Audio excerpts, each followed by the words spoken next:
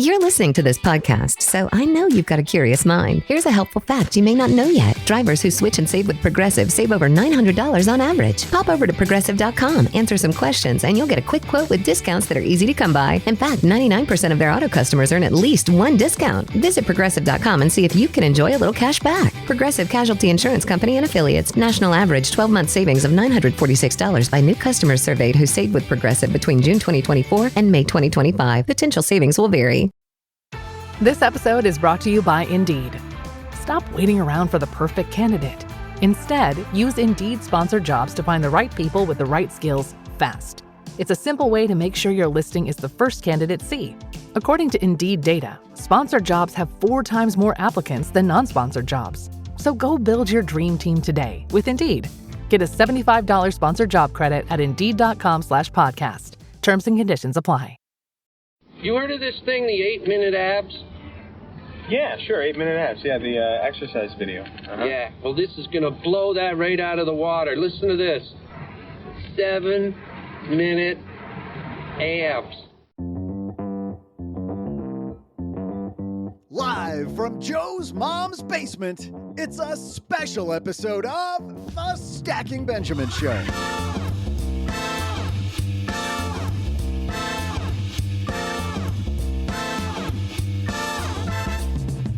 On today's show, 3 experienced dads share their tips for helping teens and people just starting out in life and with money to get moving in the right direction. On today's show, we welcome the man behind a slew of best-selling books, including Soundtracks, Quitter, and All It Takes Is a Goal, Jon Acuff. And also the man behind the Art of Allowance podcast and the hit book by the same name, Jon Lanza. So gather around anyone who could use help from some dads who've been there, because here they come, Joe, Jon, and, well, Jon.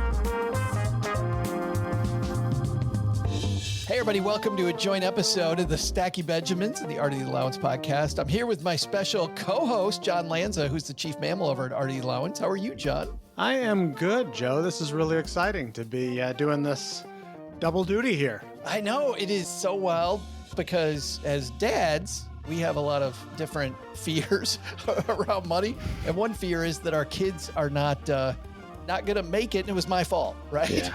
I don't know if you've ever had that fear, Jon, but I've certainly had that. Well, I think I've told you this. My daughter called me on it one time. She's like, "Are we an experiment?" And I said, no, you're not an experiment. And then 2 weeks later, I had to go back up to her and admit to her. I was like, yeah, well, kind of. You kind of are, right? Can we all admit that? I know. I had twins, so it was always an experiment. It was always something new. Well, today we're going to do something special. We have 3 dads here. We'll introduce the celebrity dad, the other Jon, in just a moment. And we're all navigating teaching teens about money. We've all actually been through this. So I thought this would be a great chat. Even if you aren't a dad or you don't have a teen, I think we can widen this discussion. Where's the good place to start when you're teaching somebody else about money or life or work, or if you're somebody just learning about money, life, work, and the world in general? How do you overcome the, quote, "I'm not a role model" thinking in your head?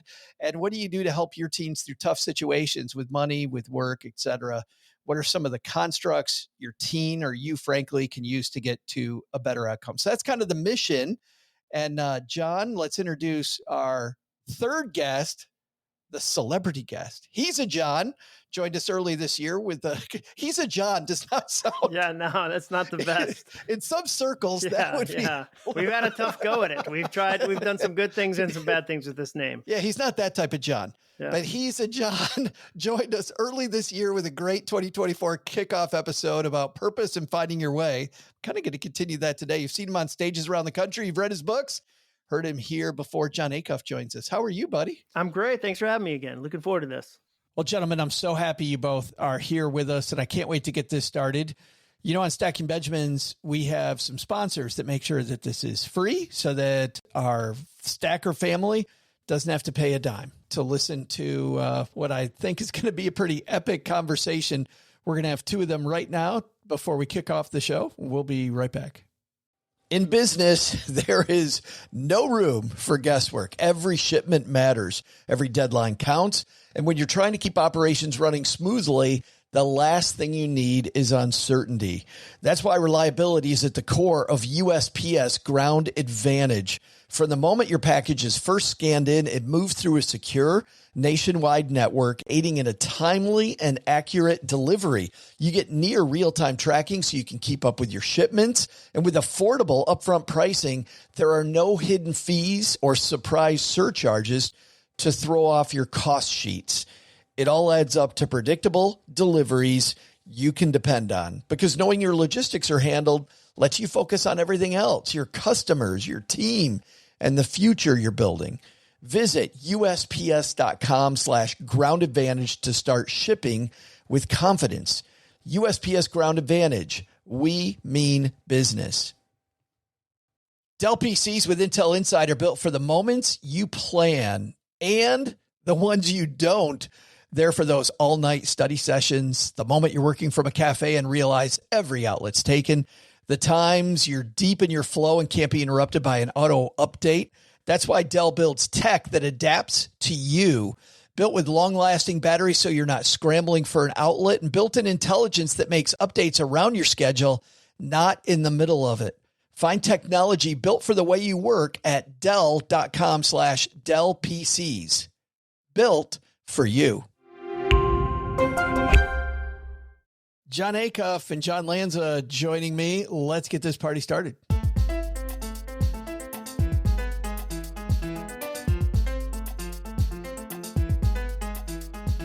Let's talk about our kids first, who all, I'm sure, make us proud. But Jon Acuff, why don't you start first? Your daughters, because we're going to frame this around the book your daughters actually wrote, this whole discussion.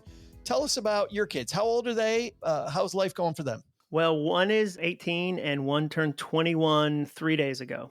The older one is a rising junior in college, and the younger ones are rising freshmen. So we're at that phase of like empty nest. So that's a new transitional phase for us. And so, yeah, they're two daughters, Ellie and McCrae, very different. One's extroverted, one's introverted. So, yeah, it's fun to have a discussion around this topic about kids and money and their future, because I think you're right. I think every parent's afraid of that. Every parent thinks, are they going to tell a counselor about this at 34? Like that thing I just said or did? Like, are they going to have to unpack that with a man with a beard and a sound machine someday? And so I love that. I think I'm going to learn a ton in this conversation. Is the next book a memoir about how dad did me wrong? Yeah, it's good. Well, I have a friend and he said, I'm just going to make a list and hand it to my kids so they can save like 8 sessions. You can get one and done, one session. Like you can just go right in and go, these are the things. And the counselor can just work through them one by one. So I think there is a lot of pressure on parents that way. McCrae and Ellie will be together on Oprah someday talking about you. Oh, yeah. Well, yeah. Or whoever is the current version, probably on TikTok, probably somebody I've never heard of on TikTok that has 92 million followers and a hovercraft. I don't know where we're headed, but yeah, they'll be talking to somebody. By the way, this is a different episode, Jon, but Cheryl and I, our kids are a little older and we'll get to me last, but with that empty nest year was the hardest year of Cheryl and my marriage. And I'm not kidding. It was, we've been parents so long and we'd had this house of 4 for so long.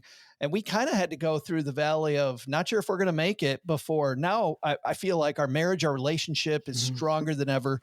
We're back to not even back. It's just, it's so good. But we definitely had to kind of redefine everything that year. So it's tough. Yeah. Well, I appreciate the heads up. I think there's a lot of pressure too.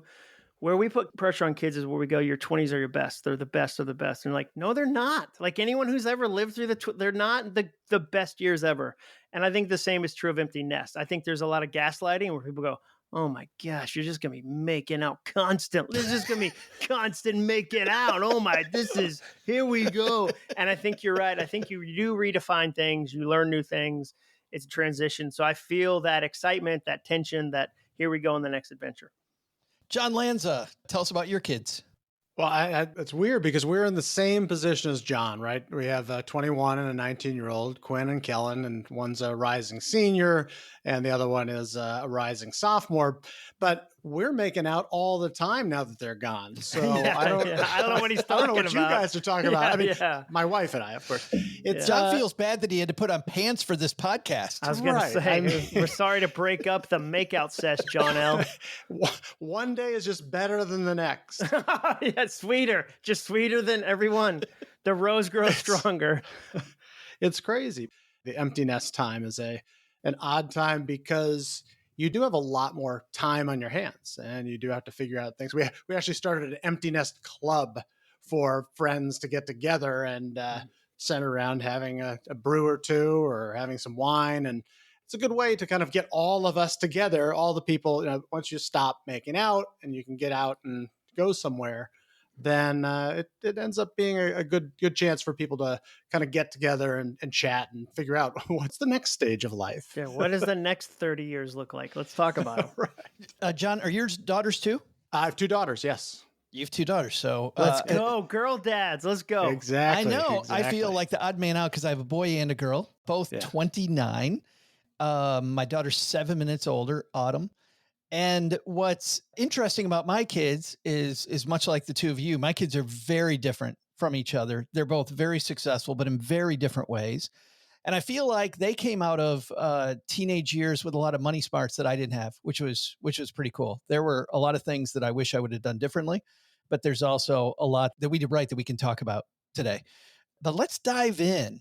So, Jon Acuff, you begin this book. You write the foreword to your daughter's book, and you say out loud the thing that every parent worries about, which is, how can I be a good parent for teenagers when I am not a role model?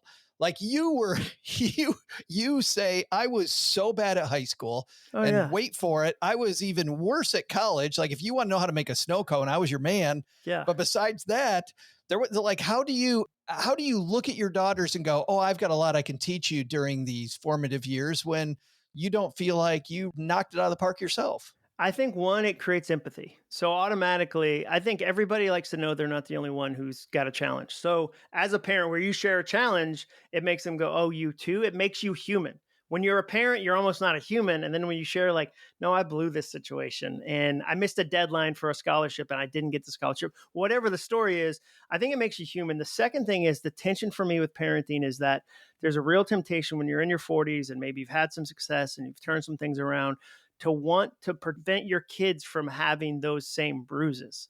Just the other day, a friend of mine said, man, my 16-year-old son, he's just not disciplined. He's not consistent. He's making mistakes. And I said, well, how long did it take you until you kind of got it together? And he said, about 32.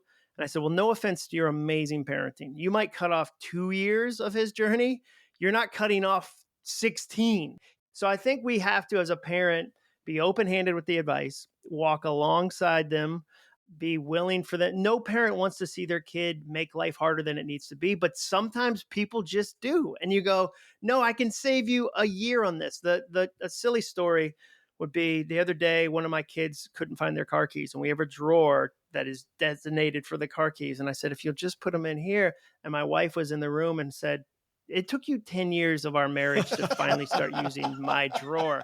And I said, I know I can save her a decade. Isn't that amazing? And that was her lovingly calling me out. So I think that's the tension. But I think if you've made mistakes as a teenager, as a college student, you still have a lot to share, especially if you marry that with current life and current wisdom of, okay, I signed up for a credit card because they had a 2-pound bag of peanut M&Ms at the mall. And I was like, that seems like a pretty good trade. I get credit debt and M&Ms.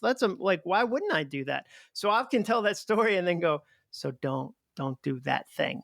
Be smart about your credit. Let's talk about it. So I think it's a dance. I signed up for a beach towel.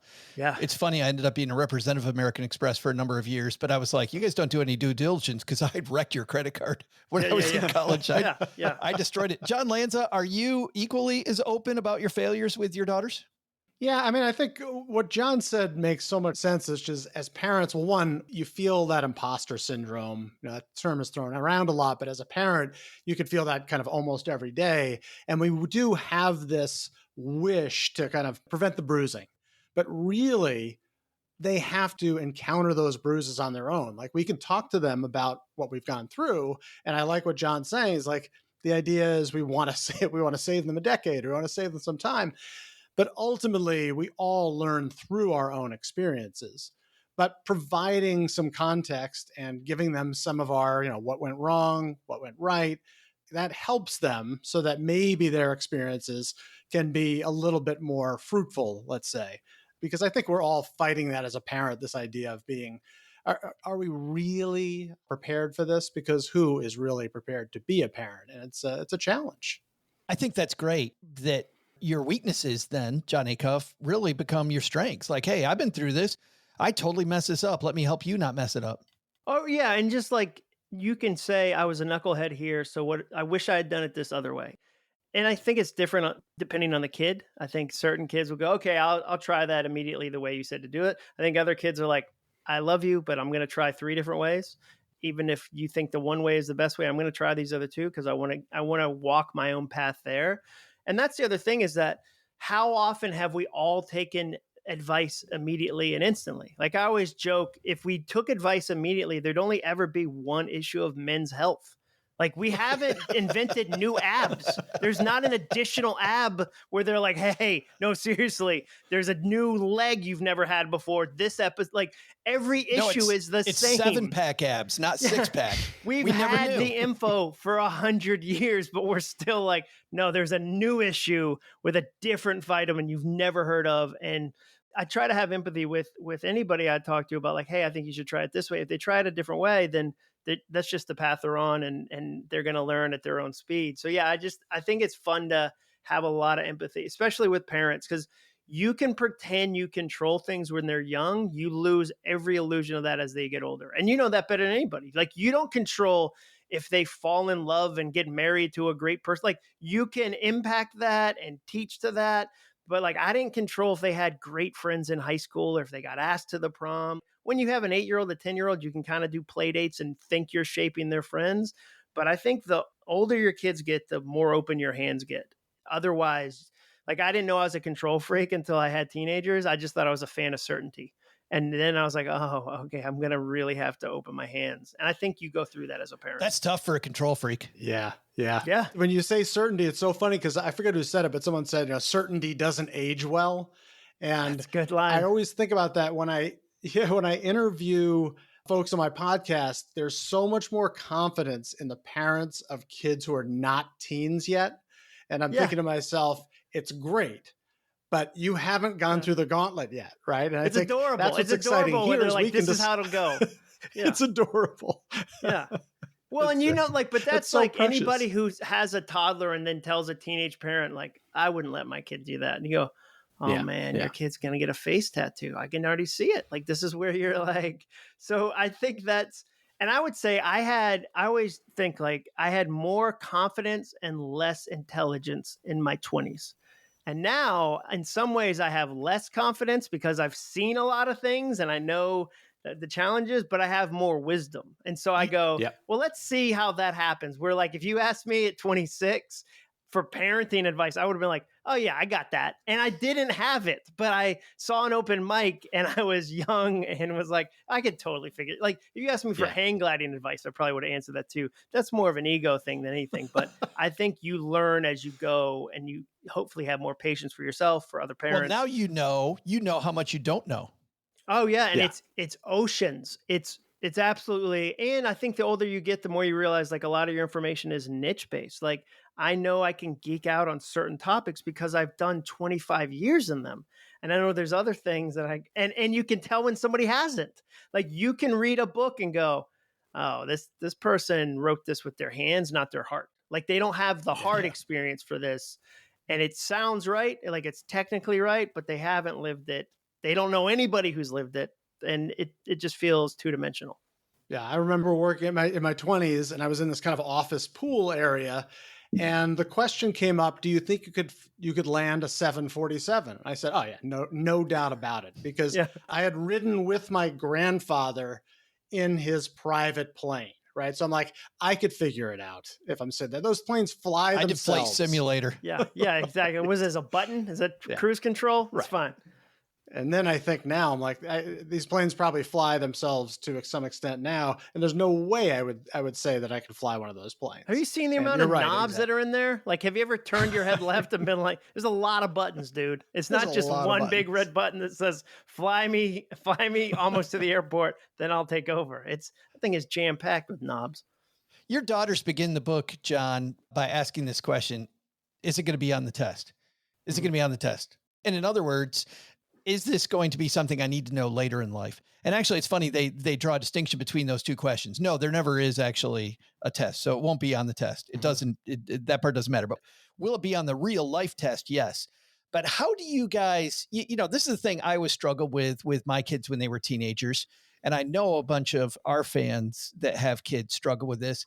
How do you impress upon your kids that this is one of those life moments that will be on the quote on the test without making it, to use a John Lanza word, cringy, right? How do we make sure that when I sit them down and go, no, this is a big deal, that they take it seriously without getting the eye roll? Let's have Jon Acuff. What do you think?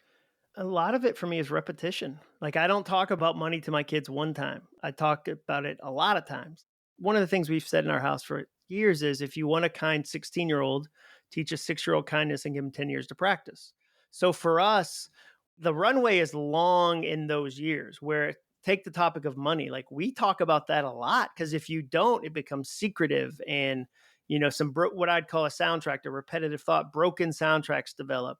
And so we try to go out of our way with certain topics we think are important and are worthy of repetition, to say, hey, you saw that thing that happened? Here's why that happened. Or, hey, your dad just got paid for doing this, and here's what it's like to be an entrepreneur. Or, hey, here's why, like, our value system, there's certain things we'll spend money on, certain other things are like, that's dumb. Like, we like to camp. Like, we don't want a dirty, gross hotel, but we're not like, we're kind of the ilk that, like, your eyes are closed, you're not spending much time there, go hike a ton, come back to a great hotel. Like, we're not staying in flea bags or anything, but we're also not like staying at resorts, because our family is more, we want to be in Sedona hiking 10-mile trails and then go back to the Hampton Inn, or then go back to an Airbnb, versus it's a resort. I think for us, it's repetition, that we're talking about those things again and again and again. And then it almost becomes impossible for them not to recognize the importance, versus the pressure of like, hey, I got to have a heart to heart. And this, I really have to have a moment where, like, I take a knee and tell them about how love works in this 7-minute monologue. And I hope that sticks. I'm much more of I'm repeating a lot of things a lot of times.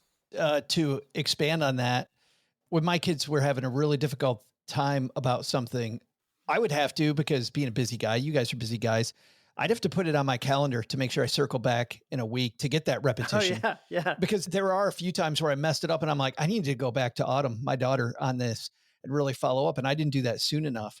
So for me, tactically, using a calendar really helped me make sure that some of those points I circle back and did the Dr. Phil, how's that working out for you? Is it working the way that you hoped or not? And sometimes, Jon Acuff, to your point earlier, that was when I knew they were stepping in it. I wouldn't tell them they were stepping in it. I would wait, let them step in it, and then circle back and go, how did that work out for you? Let them learn the lesson, but be there with the soft, with the Band-Aid afterwards, telling them, I kind of knew ahead of time, but I think it was better that you learned that lesson. Yeah. Go ahead and touch a stove. John Lanza, how about you? Yeah, I think being methodical makes a lot of sense. I liked your circle back technique. We talked about that on the show. And there's something that feels impersonal about it, because it feels like such a business type of transaction. I'm going to put this on my calendar so I come back to it. But the main point there is you have to come back to it. And there are things I came back to with my kids. I remember them buying some kind of ridiculous toy, and it was like $15, and it seemed like a waste of money. But it also depends on their perspective, because she got, a week's worth of play. And yes, there's a part of it that's a waste, but that wasn't her perspective on it in this case, right? There have certainly been things like that you were talking about with your daughter, where it just was a waste of time. But sometimes that was worth it for them, that little bit of time. But it's either way, it's good for them to reflect a little bit at any age, to be thinking about it. And you're setting the stage. Like, this was pretty early. This was like 7 or 8 years old. You're setting the stage for later conversations. So I like this idea of having those conversations and being methodical about it. Makes a ton of sense. Yeah, I love what you're saying there, John, about introspection. You know, makes your kids a little more introspective. Like, what was this moment that this thing I kind of did flippantly, and maybe it was a bigger idea than I thought. But I would say like I read a book called Soundtracks about mindset. And so we talk soundtracks in our family. One that we say is there's money laying everywhere if you're willing to pick it up. And so we'll tell that story and we'll highlight that story by going, hey, see all these 50 mailboxes that are in front of the high school that the town redid the road. So they redid everybody's mailbox. They're really faded and gross now. A high school kid who knocked on those 50 doors could probably sell 20 of those people to repaint their mailbox for $50 and make $1,000. Wow, there's money everywhere. So like we say that. Another one that from our friend Grant Baldwin is bags of gold are heavy. Like it takes work. And so like when I have an early morning flight and it's the night before and our kids are like, man, you got to get up at 4 a.m. to go to that flight. I'm like, yeah, bags are gold are heavy. And they're in Oklahoma tomorrow. Like that's where they are. So I have to get on a plane and go do that. And we're not demonizing work. We're really deliberate to not demonize work. We're really deliberate to not demonize money because there's a lot of broken soundtracks around that topic. So I think that's the other thing we do is that we're saying a couple things. Like we say, one of the things we say is like money might not make you happy, but it fixes a lot of problems, fixes a whole lot of problems. And if somebody has a problem that we know and they know, and it's not gossip, we'll say, man, that problem would be so much easier if they had the funds, wouldn't it? Like, do you see long-term how money allows you to do some things you can't imagine you'll ever need to do? Isn't it good to like, so we're using soundtracks to reinforce, I hope when they're 28, they don't self-sabotage because they think money is bad and they pull back from an opportunity. I hope they go, no, money can fix a lot of problems. Like money can do a lot of fun things. So that's also another way we're looking specifically at money. But do your kids ever grown, John, and go, oh, here's Dad talking about his book again? Oh, 100%. We went on TV today. It was funny. We had a TV interview and the lady asked that question, like, is it hard growing up with a gold dad? And my daughter said, people think we're talking about goals at the dinner table all the time. And I was like, we only let them watch TV in Chinese because I want them to learn Mandarin. Like, so no, we're not like we do burpees to earn our dessert. So no, like in the pantheon of dudes who are hardcore on the internet, I'm pretty chill in comparison. And the other thing, like my youngest daughter and I ran a half marathon and people said, what was your goal, your time goal? And I said, are you kidding? I had 2 goals that at the end, she wouldn't hate me and she wouldn't hate running. So that's the other thing. As a parent, you can't suffocate them with your desire for achievement, performance, or if they express a desire. Like the temptation is always your kid goes, I like art. And then every birthday present, every Christmas, you're now an artist. We signed you up for art classes. Now college swim coaches look for kids that haven't swum until sophomore year of high school because they're not burned out. Where if the kids started at 6, by the time they hit high school, they're already over it and they're burned out. They're fried. And so like, I try to not burn my kids out with goals, but one soundtrack I say all the time is everything's always working out for me. And so like, if I get a good parking spot at the farmer's market and I go, oh my gosh, my kids in the back go, oh, everything's always working out for me. So, but what's funny is they're going to say that like a knee-jerk response when they're 30 and be like, oh, he got me. Just like the first time that you repeat your dad saying, you think money grows on trees? Or, or were you born in a barn, when the doors open or all the lights are on? Yeah. Must be nice. Guys, this is so fun. And I've got just a stack more. And I know, John Lanza, you've got a bunch more as well that we want to talk to Jon Acuff about. But at the midway part of every Stacking Benjamin show, we pause for a moment for our trivia question. In the middle of that is our sponsors that make things free so that we can do the second half of this chat uninterrupted. So, Doug, what's on tap this fine day? Hey there, Stackers. I'm Joe's mom's neighbor, Doug, and it may be a special episode, but as you know, there's probably nothing more special than a good old helping of Doug's trivia.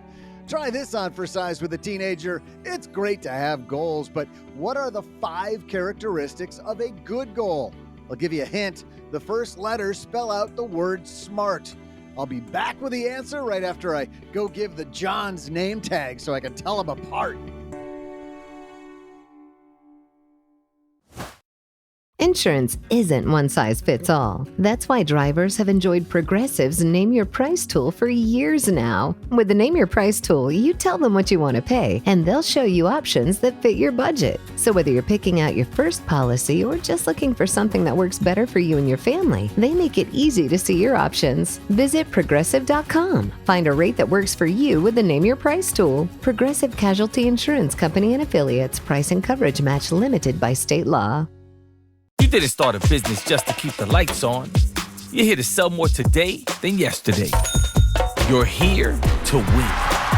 Lucky for you, Shopify built the best converting checkout on the planet. Like the just one tapping, ridiculously fast acting, sky-high sales stacking, champion of checkouts. That's the good stuff right there.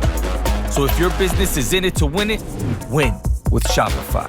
Start your free trial today at shopify.com/win. Did you know Fast Growing Trees is America's largest and most trusted online nursery with thousands of trees and plants and over 2 million happy customers? Whether you're planting fruit trees, adding privacy, brightening things up with flowers, or bringing in houseplants, Fast Growing Trees has it all. Even better, they can help you find options that are right for your climate, your space, and lifestyle.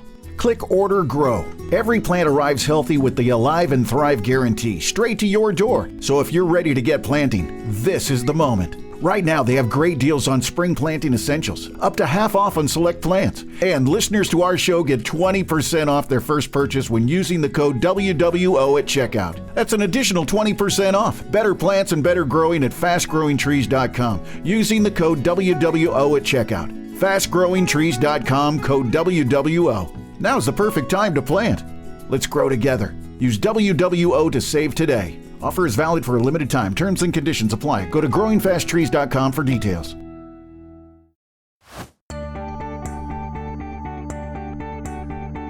Hey there, stackers. I'm Lanza, an Acuff separator, and the guy most likely to have his allowance taken away, Joe's mom's neighbor, Doug. Before the break, I asked you what a SMART goal was. The answer: a wisely set goal follows the outline expressed by the 5 letters that make up the word SMART. They're specific, measurable, actionable, reasonable, and time-bound. Did you get it right? Tell your kid that you may be smarter than a 15-year-old. And if you're 15, pat yourself on the back, because this question came from the National Endowment for Financial Education. And you just nailed it! I'll include a link to the rest of this quiz on our show notes page. And now, back to Joe, Jon, and the other Jon.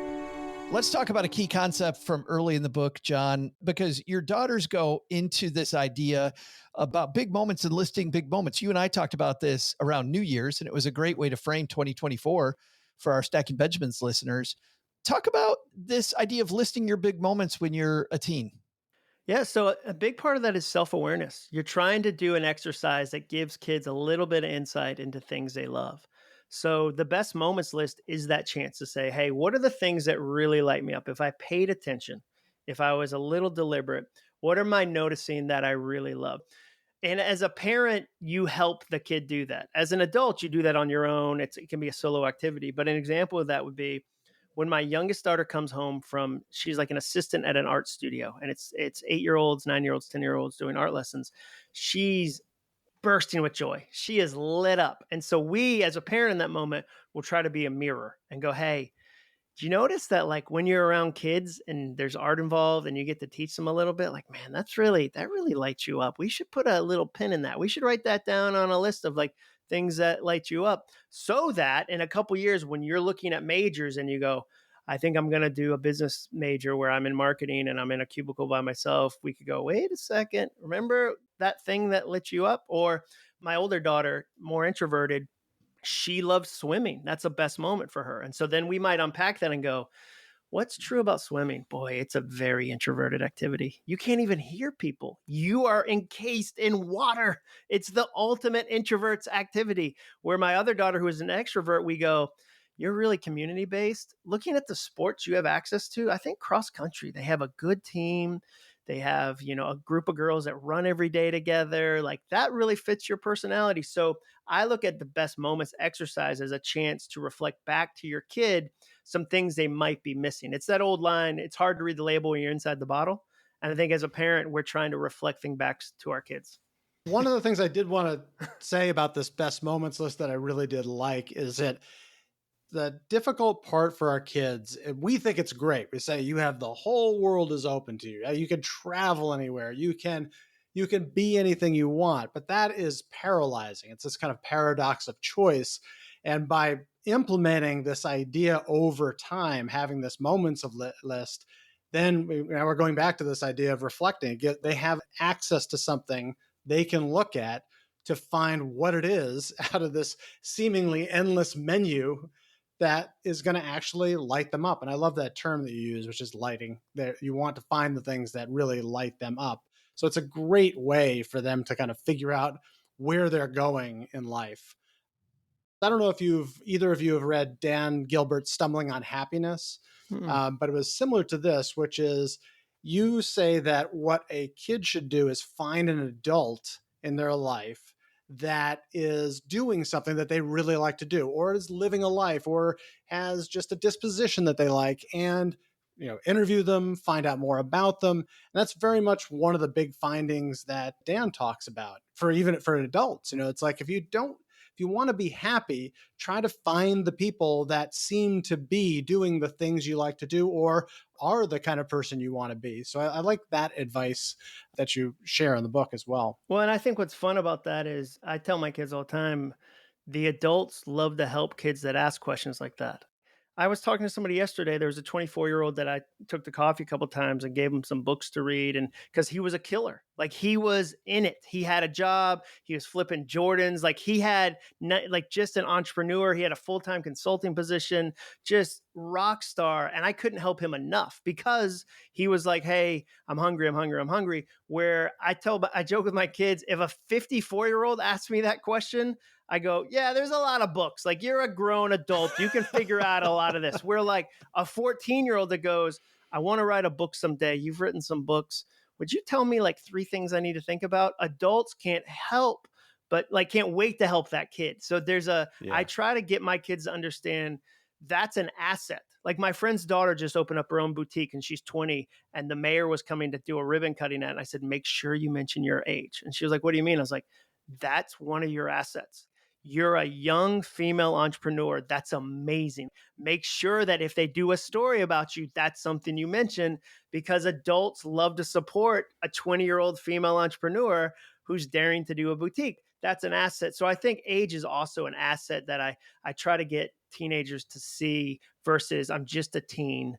Nobody will listen to me. Nobody wants to help me. No, that's an asset. What if we looked at it as a benefit? I think it helps them fight through the fear too.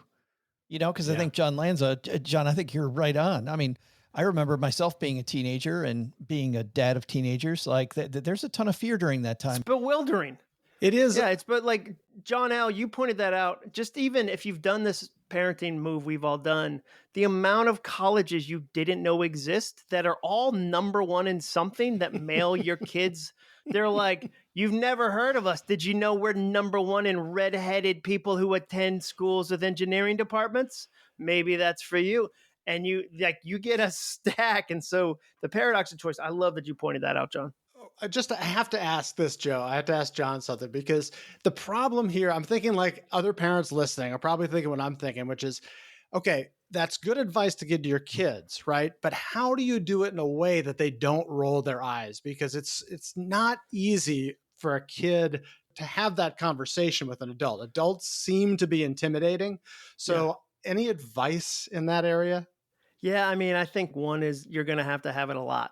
And some of the times you're going to get the door shut in your face. Some of the times you're going to get the AirPods thrown in. They're going to walk in wearing headphones and go to the room, and and if you knock on the door and go, hey, how's it? They're going to be like, I'm good. And you'll go, okay, so maybe we're not going to talk about your college major today. So I just think, one, you're going to have to do it a lot. One, you have to be brave. Parenting takes bravery. you're going to get your feelings hurt a lot by somebody you love, by somebody who a week ago wanted the advice, like a week ago was asking for the advice. And you go, man, let's have another conversation like that. When they go, I'm not that, that person doesn't exist anymore. And I'm actually kind of bothered. You're like, why are you asking someone? Don't interrogate me. Where a week ago it was, I'm so glad you're invested in my life, Dad. And then a week later it's, you're interrogating me. So I think you're going to have to ask it a lot. And then I think you're just like, that's part of them having other adults in their life too. That's another hard thing about parenting is it takes more than you. So I know that my daughter, Ellie, who's in a small group with a woman named Amy Fenton, who like from 6th grade to senior year told Amy things in the context of this group that I haven't heard. And it was a group of young girls that she became great friends with. She lives with one in college right now. This is the 3rd year they've lived together as roommates. So as a parent, you let go of that. They're going to be challenged by a coach. And then it's the same in marriage. We've all been married a long time. It kills my wife when I come home and I go, hey, some dude at this restaurant I overheard was saying I should try this thing. I think I'm going to try it. And she goes, I've been asking you to do that for 3 years. And I go, no, this guy, a stranger who was eating wings, mentioned it. I think I'm going to do it. And it drives her nuts. The same thing happens in parenting. You're going to have a guidance counselor, a teacher, a coach, a boss go, you're really good with people. You should maybe think about working with people. And as a parent, you can be like, we could have saved 2 years of a major that I told you you would hate this major. We went through the class list and every class made you gag a little, but you wanted the prestige of this school. You thought I got to be a nurse because you got it in your head. You're a nurse. And I knew you weren't a nurse. You know, like, and then you get to kind of like bite your lip. What we learned in the first book, because we did one called Your New Playlist, was that parents would say, there's no world where I'm giving my 15-year-old son a book and being like, hey, it's a bonus book. It's not even part of school. It's just, you know how you love reading for kicks? Like, there's no way I can do that. But what they did, and we didn't see this coming, this was all parents, they listened to the audiobook because the audiobook is Ellie and McCrae. And so it's a teen talking to a teen, and they listen to a chapter on the way to soccer practice, and they'd ask a question. And they go, hey, what do you think about that? You think, is there something that you think about is the best moment for you? Like, is there something?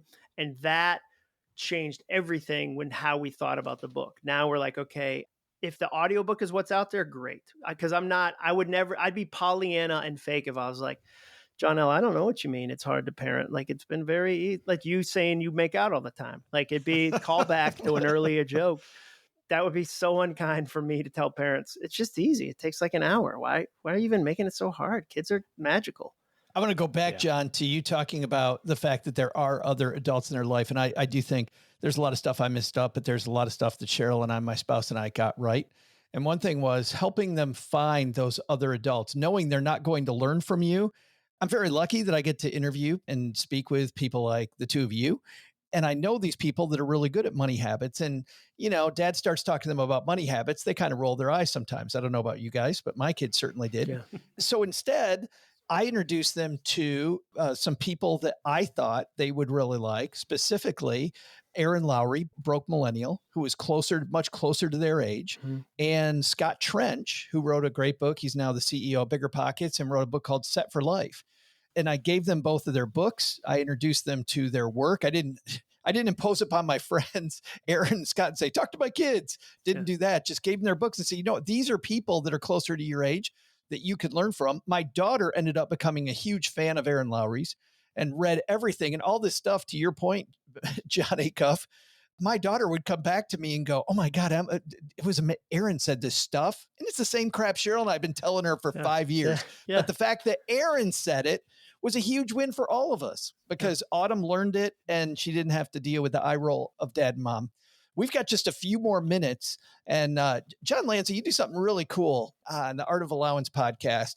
And I thought, Jon Acuff's never been through this, so let's make him sweat. I sweat through it on your show. I sweat through everything, so that's not unique. I'm sweating right now before we even started. Perfect. Introduce this closing segment, John. All right. We like to do, we call it our gauntlet on the Art of Allowance podcast. And it's called the Fast and Fun Round, the Gauntlet. Yeah. And now, are you prepared to run the gauntlet, John? I am prepared. Very prepared. Okay. Well, let's get started. So what does the term money empowered mean to you, John? Money put to purpose. Very nice. What is the best investment of time or money you've ever spent on your kids? Ooh, we paid them $1,000 one summer to read 15 classic books. And seeing them at the neighborhood pool reading My Antonia or Count of Monte Cristo, like versus TikTok, like that was worth its weight in gold. I'd pay that $1,000 again and again and again. Acuff, you didn't just like that because of the learned lessons your daughters got. You love the fact that you got the social cool from all the other parents going. Didn't hurt my heart. I'm sorry. Is my daughter reading Great Expectations at the pool? I guess I'm just a great parent. Yeah. That is a great answer, John. Now, this is one of those things I always come back, I'm like, oh, I just want to rewind and try that idea. That's such a great idea. Love it. 100% my wife. I'm just taking credit for it because she's not on the podcast. All right. What advice to your kids do you most hope they will actually listen to? Advice to my kids. So I talk to my daughters about the boys they might marry someday a lot. Like we're having those conversations. So I would love them to marry a boy who loves them, who loves God, who loves to work, who loves his country. So yeah, I talk a lot about, because I think what's changed me the most in my life is my relationship with my wife. So I think and talk a lot about the relationship they might have with somebody in the future. And you talk about the worst money, like the money situation in divorce is that actually ties in. So I talk about a lot about future spouse without the pressure of they have to find one, but here's somebody that I hope you find that's like this. Yeah. Well, that money compatibility part of it is such a core element. Oh, yeah. People like to say that opposites attract, but I remember talking to Megan McCoy, who's a financial therapist, and she said, that doesn't work on the financial side with No, it like you get to fight every day over every single thing. Yeah. All right. If you could transmit a message that everyone would see, John, everyone, skywritten, billboard, wherever, guaranteed everybody's going to see it, what would that message say? You can turn overthinking into overachieving. I think I'm a overthinker myself, and there's a lot of overthinkers. I think we're only increasing as the world gets more complicated, and that you can really do fun things with that. It can be a superpower, not a super problem. So I would try to help people figure out how to make their mind a great friend, not a great enemy. Very nice. Well, other than your own materials and Great Expectations, what's the one... I usually say Money Smarts book, but I'll just say book, podcast, or media that you kind of go back to, or do you gift the most often? Yeah, the book I've given away the most is The War of Art by Stephen Pressfield. So that changed how I looked at fear. As somebody who has a lot of fear naturally, that was groundbreaking for me 15 years ago, 20 years ago. Great choice. Fantastic. Well, congratulations, John. You made it through the gauntlet. That was easy. I love the gauntlet. I'm built for the gauntlet. He didn't even sweat, Lanza. He didn't even sweat. I already had a sweat going, so you didn't even know. I was already in the ocean. I had a feeling he'd do it. No. We'll come back to Jon Acuff in just a second. John Lanza, thanks for co-hosting this with me. What's going on for our stackers out there in the Stacking Benjamins universe? What's happening at the Art of the Allowance? You know, we are getting into lots of different things. This is a fun interview to do here, talking about goals and talking about kids. We're having conversations about media literacy because that's so important on the financial literacy side. So look for those conversations soon. Awesome. And Jon Acuff, great seeing you again, my friend. Your daughter's new book is How Teens Win, and I'm assuming it's available everywhere. Everywhere, and audio. As I mentioned, audio is we're seeing a lot of parents use the audio. So yeah, if you've got a teen you want to motivate, pick up a copy. Awesome, everybody. Well, thanks for having this fantastic conversation. I appreciate both of your mentorship. I think you helped a lot of dads, moms, and people just getting started out there. Thanks a ton. Thanks for having me. Thank you, Joe. Thanks, John. Doug, you've got it from here, man. Lots of lessons, but what should be on our to-do list today? So, what should we have learned today? First, take some advice from Jon Acuff. Focus on helping your kids set goals by looking at what already lights them up. This gives you chances for great conversations and some parenting. Second, advice from Jon Lanza. Don't be afraid to tell your kids about your failures by showing how you mess stuff up you can show them first that you're human and also that you are able to overcome adversity just like they will. But the big lesson? Speaking of goals, want the smartest goal of all? Tell your friends how awesome this episode was and help them become financially savvy. Then, when their kids become the next bajillionaire, they'll take care of you in your old age. How about that for a great goal? Always thinking, this guy, always thinking. Thanks to Jon Acuff for joining us. You'll find the new book he wrote with his teenage daughters Ellie and McRae called How Teens Win wherever books are sold. And thanks to the father of 2 daughters of his own, Jon Lanza, for joining the fun. You'll find his awesome podcast, Art of Allowance, wherever you're listening to us right now, or pick up a copy of his amazing book by the same name. We'll link to it in the show notes. This show is the property of SB Podcasts, LLC, copyright 2024, and is created by Joe Saul-Sehy. Joe gets help from a few of our neighborhood friends. You'll find out about our awesome team at stackingbenjamins.com, along with the show notes and how you can find us on YouTube and all the usual social media spots. Come say hello. Oh yeah, and before I go, not only should you not take advice from these nerds, don't take advice from people you don't know. This show is for entertainment purposes only. Before making any financial decisions, speak with a real financial advisor. I'm Joe's mom's neighbor, Doug, and we'll see you next time back here at the Stacking Benjamin Show.